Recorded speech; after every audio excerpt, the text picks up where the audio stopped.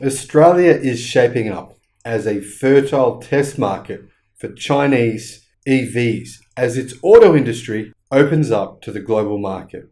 This is how Chinese EVs are about to change the world. Hello, my friends. Welcome to the Electric Viking. My name is Sam Evans. Fantastic to have you here on the channel. Welcome to all the new subscribers and welcome back to everyone else. I want to say a big shout out to my Patreon supporters. Truly, your support makes this channel what it is. I'll put a link in the description below. If you want to jump on, you can support us via the link to our Patreon account. Now, one of my favorite magazines growing up as a boy was called Wheels magazine. I used to buy it every single month if I could scrape together the money. Obviously, Wheels magazine was all about ICE cars. It was a bit of a redneck, bogan kind of magazine. And to be honest, I loved reading it as a boy, and I loved reading it for many, many, many years. And now things have changed. Magazines, they barely sell anymore. Things have gone online. The auto industry is about to rapidly change in Australia and in America and in many other countries from being dominated by the old ICE technology, old petrol explosions in an engine, to new technology, and it's exciting to see. Now, right now, the world's largest car factory is in China, and China's focus on electrification will change the world. First, it's Norway. Is Australia next? Well, my favorite car magazine now, while they used to be anti-electric cars, have now accepted reality, and they reported recently on some developments in the Chinese auto industry, which you probably might want to know about. Now, Chinese electric vehicles, say Wheels magazine, in particular, are set to change the global automotive landscape as the industry gears up for exports. This is happening in many countries all around the world right now. More desirable vehicles from China combined with state-based EV incentives here as Australia's charging network continues to expand, combined to make our low-volume market more attractive. And this is happening everywhere. EVs are being built out at an incredibly rapid speed in countries all over the planet. And what's this doing? It's opening up more and more markets to Chinese electric vehicles. By 2025, the Chinese auto market plans to be truly open as it begins to export as part of its World Trade Organization obligations. Goals set out in 2018 included development of its supply chains, greater competitiveness, and a focus on EVs to lead the industry by the end of 2020. And they are doing that. Now, this change also saw the need for development of world-class brand identities from the hundreds currently operating domestically. In other words, yes, there's hundreds of electric car brands in China, but most of them aren't very well known. Obviously, the Chinese needed known brands such as XPeng and NIO to rise from the crop of home brands and stand out globally. And recently, it was reported that XPeng is one of the most famous brands globally now and is trending regularly on Twitter, even outside of China. Now, tactically, caps on foreign investment have been lifted, while its focus on EVs sees China, which clearly leads the world in battery technology, there's no question about that, poised to swoop as many incumbent car makers struggle to adapt to this new reality. The industry openly acknowledges the need to consolidate the number of brands in order to be better placed for global expansion. Privately owned, entrepreneurial-led brands, including BYD, Geely, Great Wall Motors, Aura, XPeng, NIO, and a number of others that I've reported on this channel on numerous occasions, either have a presence in Australia or will soon, and in many other countries as they seek to expand globally within the next 12 to 24 months. Now, BYD passenger cars will go on sale in Australia and in many other countries in 2022 here in Australia, through local importer Nexport. BYD's unique blade batteries are lithium iron phosphate as opposed to lithium ion, meaning they don't rely on cobalt and nickel and are much less prone to overheating or to catching fire. In fact, it's very, very rare to see a lithium iron phosphate battery catch fire. Almost never happens, it's so rare. Yes, there has been fires in BYD's cars, but those have not been lithium iron phosphate powered vehicles. Now, famed for investors like Warren Buffett, Berkshire Hathaway, by the way, own about 8% of BYD. And in addition to batteries, BYD produces electric buses, garbage trucks, and other commercial vehicles. Plus, they sell battery packs, whether that's at residential scale or at commercial scale. They set up an office in Sydney in 2015, where they have had several experimental taxis operating.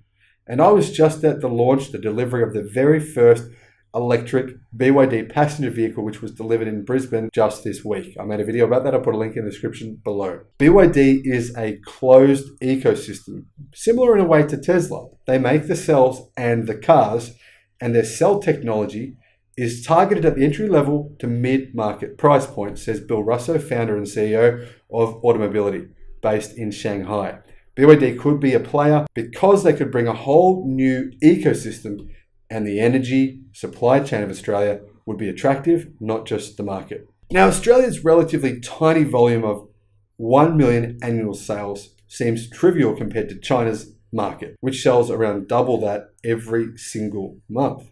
Also, China's auto industry has scalability, something that Tesla has taken advantage of by exporting to Europe from China. Yet, EV success right now isn't about just volume.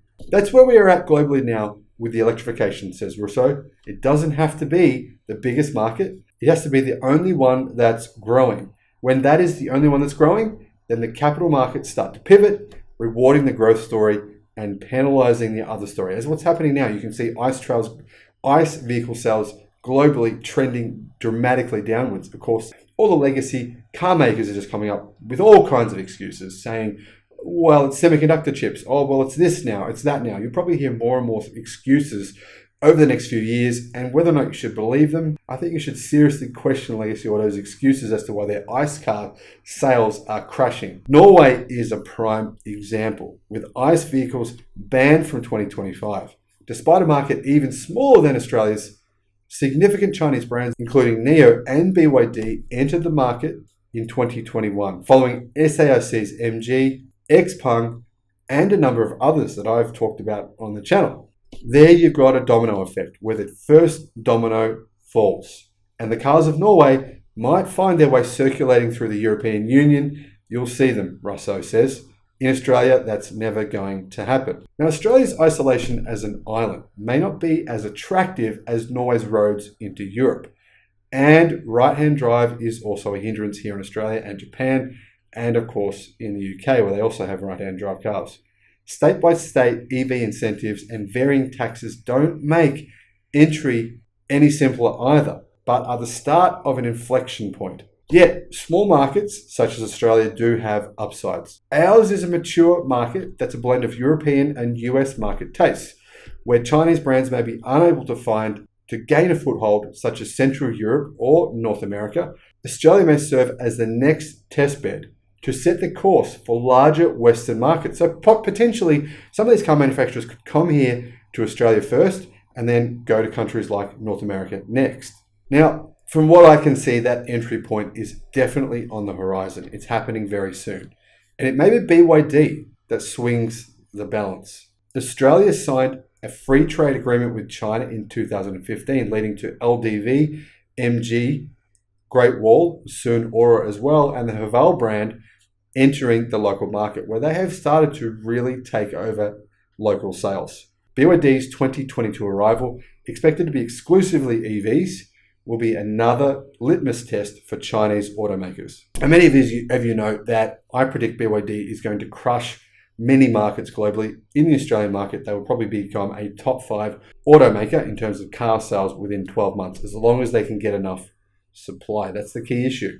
BYD sold more EVs than any other brand in China in September 2021 and in October and in November, moving 36,000 units, subsequently 40,000 and then 45,000. Its latest model launches, the Tang SUV EV and the Han D-segment sedan, were designed under the lead of ex-Audi designer Wolfgang Egger, while the company's head of interior design is Michelle from Mercedes. Now, like BYD, pure EV brands such as Lynk & Co, owned by Geely, or its Gen Z-focused Zeekr, or Great Wall's Aura will deliver Chinese-made cars pushing desirability and technology. Put Put simply, they're being sold on desirability, not cheap and cheerfulness of many underdone Chinese-made cars offered previously outside of China.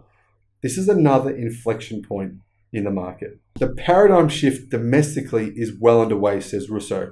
Only a few years ago, if you wanted to find a Chinese brand in a tier 1 city in China, you had to get a taxi or book a Didi car. Now, this is not the case anymore, he says.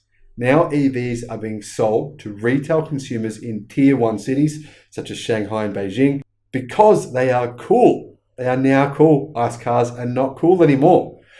NIO, Xpeng, you're not embarrassed to be an up-and-coming 20 or 30-something-year-old professional in a Chinese electric vehicle. They're what's in. They're not what's out.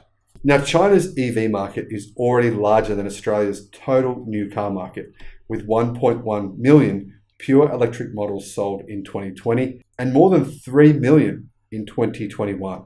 BYD was the best seller of new energy vehicles, which includes plug-in hybrids and fully electric vehicles, while pure EV brands NIO and Xpeng broke 10,000 monthly sales in September for the first time ever. Now, the Chinese Association of Automobile Manufacturers, CAAM, expects the growth to continue into the final quarter and has tipped new energy vehicle sales to hit a record 3 million this year, meaning beyond 2.5 million pure electric vehicle sales.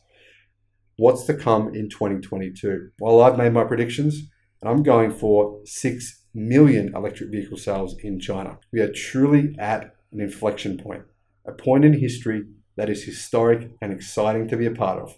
I hope you enjoy it. Thanks for watching the channel, and I'll see you again on the next one. Bye-bye.